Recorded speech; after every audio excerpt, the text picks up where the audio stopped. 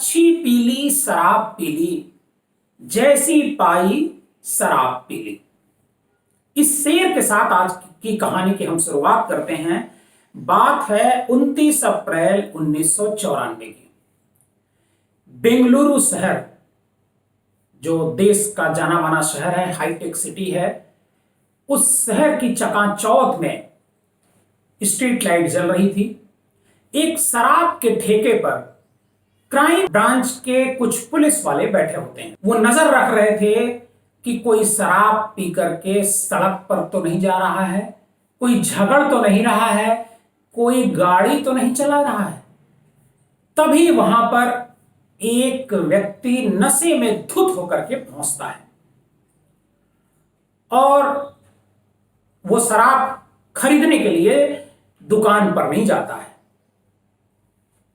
वो नशे में धुत होकर के पहुंचता है और एक बेंच होती है जिस पर वो पुलिस वाला बैठा होता है क्राइम ब्रांच का, उसी पर वो बैठ जाता है। पुलिस वाला उससे कहता है कि तुम दूर जाओ।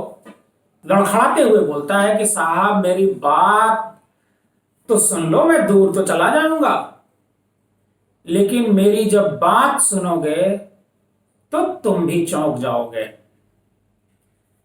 पुलिस वाला थोड़ा ठिठका, लेकिन उसे लगा कि यह शराबी है, ये क्या हमको कोई बात बताएगा। लेकिन फिर भी पुलिस वाले को लगता है कि एक बार इसकी बात क्यों न सुन ली जाए। पुलिस वाला उससे कहता है, हां बोलो। वो एक लाइन की बात करता है कि जिस साकिरा को पुलिस ढूंढ रही है वो जिंदा ही नहीं है। उस पुलिस वाले को यह पता नहीं था कि यह साकिरा कौन है। पुलिस वाला कहता है कि तुम कौन हो। वो कहता मेरी बात छोड़ो साहब, लेकिन जो बात मैं कह रहा हूं उस पे गौर फरमाओ। बहरहाल पुलिस वाले को बात समझ में नहीं आती है और उस व्यक्ति को पकड़ करके वो थाने ले जाता है। जब वो थाने ले जाता है और थाने में उसके साथ पूछताछ होती है, पहले तो इंतजार किया जाता है कि इसका नशा उतरे, और जब नशा उतर जाता है उसके बाद उससे पूछताछ पुलिस शुरू करती है कि किस साकिरा के बारे में ये बात कर रहा है। साकिरा के बारे में जब वो बताने लगता है तो वो बताता है कि मैं स्वामी का नौकर हूं और स्वामी ने अपनी पत्नी साकिरा का 3 साल पहले मर्डर कर दिया और उसे अपने ही घर में दफन कर दिया। पुलिस जब इस बात को सुनती है तो चौंक जाती है, क्योंकि उसे 3 साल से एक मर्डर मिस्ट्री होती है साकिरा की, जिसके बारे में कोई जानकारी पुलिस के पास नहीं मिल पाती है। 3 साल से साकिरा की तलाश उसके घर वाले भी कर रहे होते हैं, पुलिस भी कर रही होती है, लेकिन साकिरा के बारे में कोई जानकारी किसी को नहीं मिलती है। अचानक इस शख्स ने पूरा कच्चा चिट्ठा खोल करके रख दिया। पुलिस का एक दल तुरंत जो स्वामी होता है उसके घर जाता है और वहां पर पुलिस दबिश देती है, और दबिश देने के बाद वो स्वामी से पूछताछ करती है। लेकिन स्वामी का रसूख बहुत जबरदस्त होता है और स्वामी के रसूख की वजह से वो वहां पर थोड़ा सा लोगों को, पुलिस वालों को लगता है कि ऐसा न हो कि जो ये बात कह रहा है, जो शराब के नशे में व्यक्ति था, वो गलत कोई बात कह रहा हो। लेकिन मामला थोड़ा गंभीर था, इस वजह से पुलिस स्वामी श्रद्धानंद के साथ थोड़ी सी सख्ती शुरू करती है। जैसे ही थोड़ी सी सख्त होती है पुलिस, स्वामी श्रद्धानंद पूरा कहानी बयान करने लगता है और स्वामी श्रद्धानंद बताता है कि किस तरीके से और क्यों उसने अपनी जो पत्नी होती है उसका मर्डर करता है। स्वामी ने पुलिस को बताया कि उसने जब साकिरा के साथ शादी की थी तो वो उसकी दौलत की वजह से उसने उसके साथ शादी की थी और उसी दौलत की वजह से उसने उससे प्यार भी किया था। स्वामी ने कहा, नहीं तो कौन 4 बच्चों की मां के साथ प्यार करता है। स्वामी बताता है पुलिस को कि जब उसे लगा कि ये दौलत उसे नहीं मिलने वाली है, क्योंकि साकिरा ने ये जो उसकी सारी दौलत थी, जो प्रॉपर्टी थी, वो अपनी जो बेटियां थी, पहले पति के की जो 4 बेटियां थी, उन बेटियों को देने का फैसला कर लिया। उसी के बाद स्वामी श्रद्धानंद ने साकिरा का मर्डर करने का प्लान बनाया और उसने इसके लिए 28 अप्रैल 1991 का दिन चुना। उस दिन स्वामी ने अपने सारे घर के नौकरों को छुट्टी कर दी और साकिरा के लिए खुद चाय उसने बनाया। चाय बनाने के बाद उसकी चाय में बेहोशी की दवा मिला दी। चाय पीने के बाद ही साकिरा बेहोश हो गई और जैसे ही वो बेहोश हुई, उसे एक गद्दे में लपेट करके ताबूत में भर दिया। वो ताबूत पहले से ही मंगा करके रखा हुआ था और ताबूत में भरने के बाद उसे अपने ही घर में जिंदा दफना दिया और उसके ऊपर से, जमीन के ऊपर जहां पर उसे दफनाया, वहां पर खूबसूरत सी टाइल्स लगवा दी ताकि किसी को संदेह ना हो। स्वामी श्रद्धानंद करीब 3 साल तक उसी आंगन में अपनी बीवी के कब्र के ऊपर रात रात भर पार्टी करता था, शराब पीता था, दोस्तों को शराब पिलाता था, लेकिन कभी भी उसने इस बारे में न तो साकिरा के परिवार वालों को बताया, न उसकी बेटियों को बताया और उसके जो लोग थे उसमें से किसी को उसने नहीं बताया। पुलिस ने जब उस जगह की खुदाई करी तो उसमें से जो ताबूत है, उस ताबूत में कई जगह उसके नाखून के खरोंच के निशान मिले। इससे पुलिस को ऐसा लगता है कि साकिरा ने होश में आने के बाद, जब उस पर नशा उतरा होगा, जो नशीली दवा उसे पिलाई गई थी, उसके बाद साकिरा ने बाहर निकलने की कोशिश की होगी, लेकिन यह संभव नहीं था। इस वजह से उसने तड़प तड़प करके दम तोड़ दिया होगा। इसी ताबूत में जो अंगूठी मिली, बॉडी तो गल गई थी, सड़ गई थी, लेकिन उसमें अंगूठी मिली और चूड़ियां मिली जिससे साकिरा की पहचान की गई। अब सवाल यह उठता है कि आखिर साकिरा कौन थी।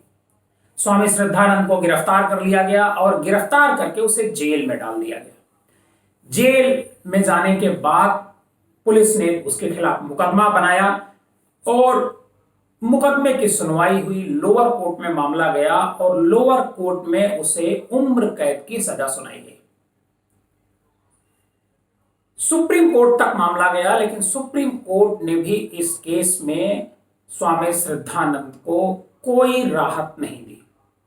आज भी वो बेलगाम जेल में उम्र कैद की सजा काट रहा है।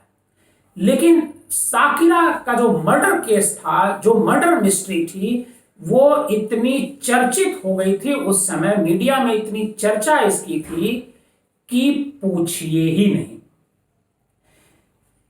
इसकी जो पूरी कहानी थी दरअसल कुछ यूं थी। साकिरा जो नमाजी खलीली मैसूर का जो राजघराना था, उसके दीवान की बेटी थी। उसकी शादी रिटायर्ड आईएएस ऑफिसर और ऑस्ट्रेलिया में हाई कमिश्नर रहे अकबर मिर्जा खलीली के साथ हुई थी। उनका शुरुआती रिश्ता बिल्कुल ठीक ठाक चल रहा था। दोनों की 4 बेटियां भी हुई और उसके बाद धीरे धीरे पति पत्नी के रिश्ते को करीब 25 साल बीत चुके थे। इसी दौरान साकिरा की जिंदगी में एक और शख्स आया जिसका नाम था मुरली मनोहर मिश्र। दरअसल मुरली उसी राज परिवार में, जो मैसूर का राज परिवार था, उसी में नौकर हुआ करता था। साकिरा से उसकी पहली मुलाकात एक कार्यक्रम में हुई थी। उसके बाद दोनों के बीच नजदीकियां बढ़ी और एक तरीके से प्रेम भी हो गया। जो मुरली मनोहर था उसको टैक्स और प्रॉपर्टी की उसके मतलब अच्छी समझ रखता था, और इसी दौरान वो अचानक एक दिन श्रद्धानंद बन गया। मतलब वो उसका नाम हो गया स्वामी श्रद्धानंद, और उसने अपने को संत बताने लगा, स्वामी बताने लगा।